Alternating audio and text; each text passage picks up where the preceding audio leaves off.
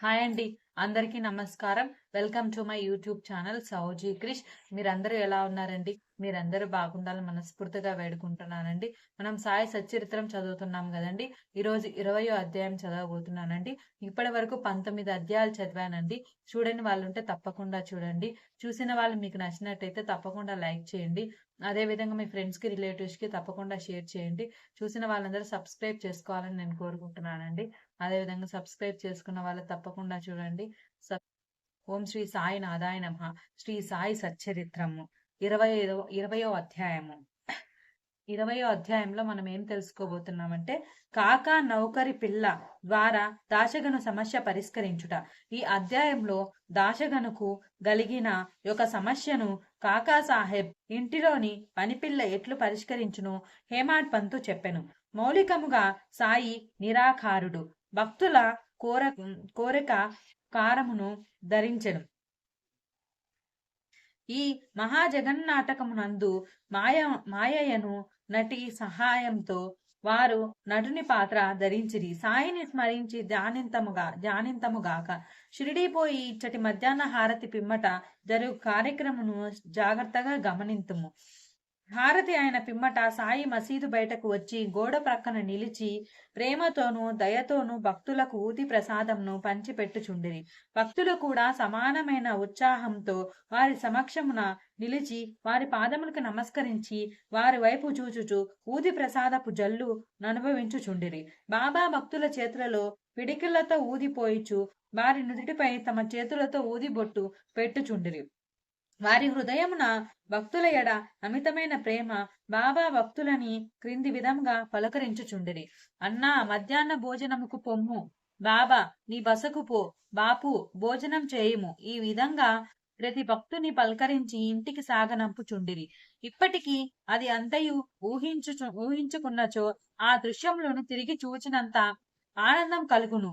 మనో ఫలకమున సాయిని నిలిపి వారిని ఆపాద మస్తకం ధ్యానింతము. వారి పాదములపై పడి సగౌరవంగా ప్రేమతో వినయంగా సాష్టాంగ నమస్కారము నర్చుచు ఈ అధ్యాయంలోని కథను చెప్పెదను. ఈశావాస్యోపనిషత్తి. ఒకప్పుడు దాశగను ఈశా వాస్యోపనిషత్తుపై మరాఠీ భాషలో వాక్య వ్రాయటకు మొదలెడెను. మొట్టమొదట ఈ ఉపనిషత్తు గూర్చి క్లుప్తంగా చెప్పెదము. వేద సంహితంలోని మంత్రములు గలదగుటచే దీనిని మంత్రోపనిషత్తి అని కూడా ఎందురు. ఇందులో యజుర్వేదంలోని 40వ అధ్యాయమగు వాజసనేయ సంహిత యుండుటచే దీనికి వాజసనేయ సంహితోపనిషత్తి అని కూడా పేరు. వైదిక సంహితలు లుండుటచే దీని తర ఉపనిషత్తుల కన్నా శ్రేష్టమని భావించెదరు.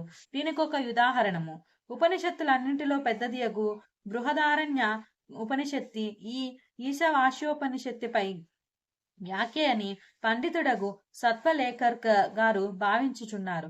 ప్రొఫెసర్ రానడేగా లిట్లనుచున్నారు. వాస్యోపనిషత్తు మిక్కిలి చిన్నదైనప్పటికీ దానిలో అంతర్దృష్టిని కలిగించు అనేక అంశాలున్నాయి. 18 శ్లోకాలలో ఆత్మ గూర్చి విలువైన యపురూపమగు వర్ణన, అనేకాకర్షణలకు దుఃఖములకు తట్టుకొను స్థైర్యం గల ఆదర్శ యోగీశ్వరుని వర్ణనలిందున్నవి. తరువాతి కాలంన సూత్రీకరించబడిన కర్మయోగ సిద్ధముల ప్రతిబింబమే ఈ ఉపనిషత్తి. తుదకు జ్ఞానమునకు కర్మలకు సమన్వయముగానున్న సంగతులు చెప్పబడినవి. జ్ఞాన మార్గమున కర్మయోగమును సమన్వయ చేసి చెప్పుట ఈ ఉపనిషత్తులోని సారాంశం. ఇంకొక చోట వారిట్లనరి ఈశావాస్యోపనిషత్తుల్లోని కవిత్వము, నీతి, నిగూఢ తత్వము, వేదాంతముల మిశ్రమము. పై వర్ణనను బట్టి ఈ ఉపనిషత్తును మరాఠీ భాషలోనికి అనువాదం చేయుట ఎంత కష్టమో ఊహించవచ్చును. దాశగను దీనిని మరాఠీ ఓవి చందములో రాచెను. దానిలోని సారాంశమును గ్రహించలేకుంటచే తాను రాసిన దానితో అతడు తృప్తి చెందలేడు. అతడు కొందరు పండితులను అడిగెను. వారితో చర్చించను. కాని వారు సరి అయిన సమాధానం ఇవ్వకుండిరి.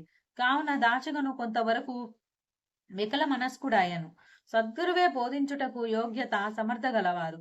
ఈ ఉపనిషత్తులో వేదముల యొక్క సారాంశము ఇది ఆత్మ సాక్షాత్కారంనకు సంబంధించిన శాస్త్రము. ఇది జనన మరణములనే బంధములను తెగ్గొట్టు ఆయుధము లేదా కత్తి. ఇది మనకు మోక్షమును ప్రసాదించును. కనుక ఎవరైతే ఆత్మ సాక్షాత్కారం పొంది ఉన్నారో అట్టి వారి ఉపనిషత్తులోని అసలు సంగతులు చెప్పగలరని అతడు భావించను. ఎవరునూ దీనికి తగిన సమాధానం ఇవ్వనప్పుడు దాశగను సాయిబాబా సలహా పొంద నిశ్చయించుకొనెను. అవకాశం దొరకగానే షిరిడీ పోయి సాయిబాబా దర్శనం చేసుకుని వారి పాదములకు నమస్కరించి ఈశావాశోపనిషత్తును అర్థం చేసుకొనుటలో తన కష్టములను చెప్పి సరి అయిన అర్థమును పొందింపమని వేడుకొనెను. సాయిబాబా ఆశీర్వదించి ఇట్లనెను, తొందరపడవద్దు, ఆ విషయంలో నెట్టి కష్టం లేదు. తిరుగు ప్రయాణంలో విలేపార్లేలోని కాకాసాహెబ్ దీక్షితును పనిపిల్లని సందేహం తీర్చును. అప్పుడక్కడ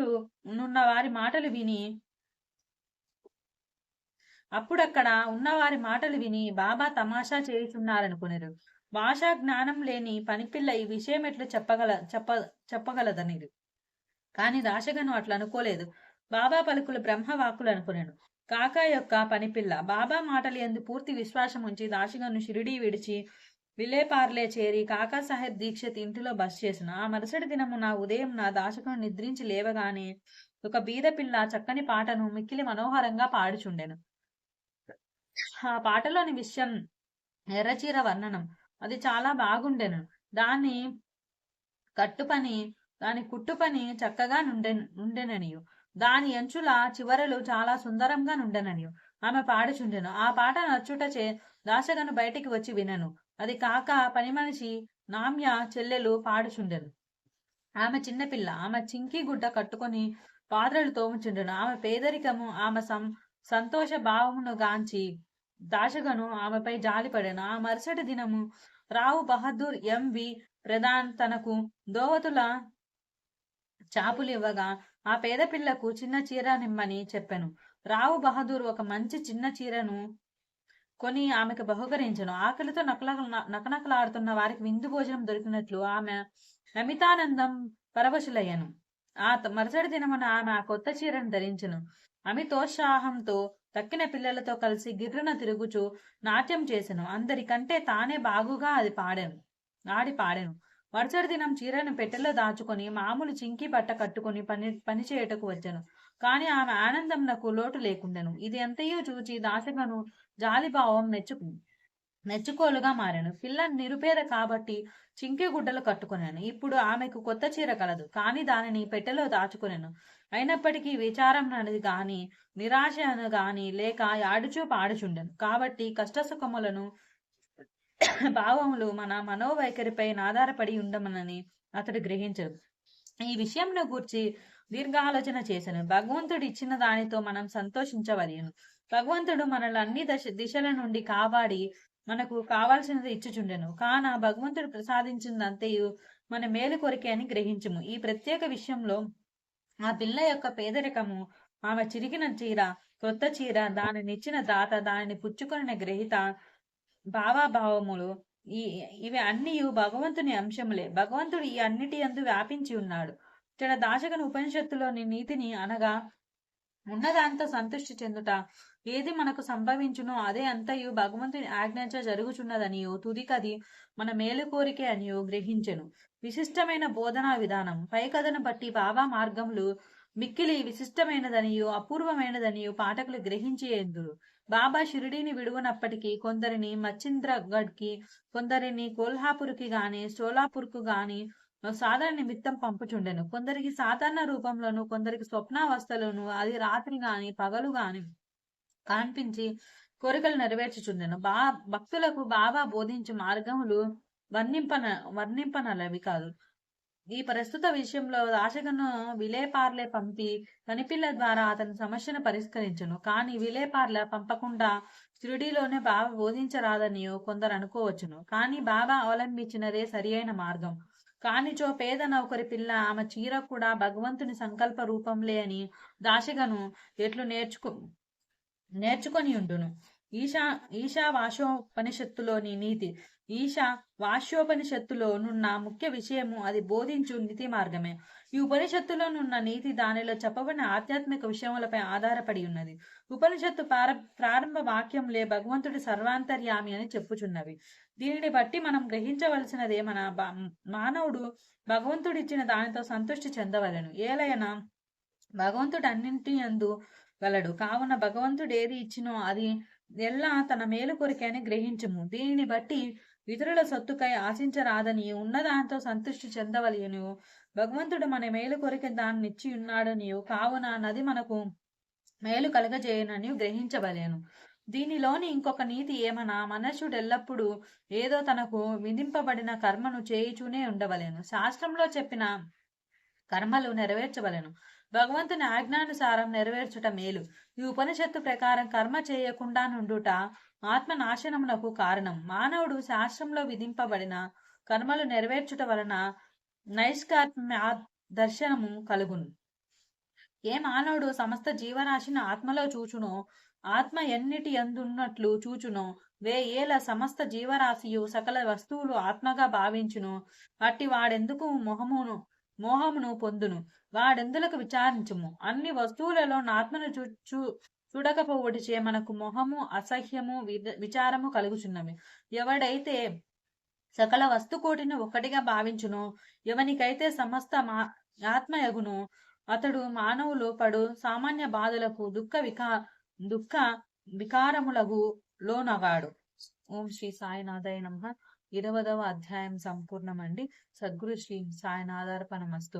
మనకు ఏమైనా బాధ వచ్చినప్పుడు మనము భయపడకుండా, బాధపడకుండా సాయిని తలుచుకుంటే ఉండేటటువంటి బాధలన్నీ ఏదో ఒక రూపంలో సాయి తొలగిస్తాడండి. నమ్మకం అండి. నమ్మితే తప్పకుండా బాబా మనకు అంతా మేలు చేస్తానండి. మీ అందరికీ మంచి జరగాలని మనస్ఫూర్తిగా వేడుకుంటున్నానండి. ధన్యవాదాలు.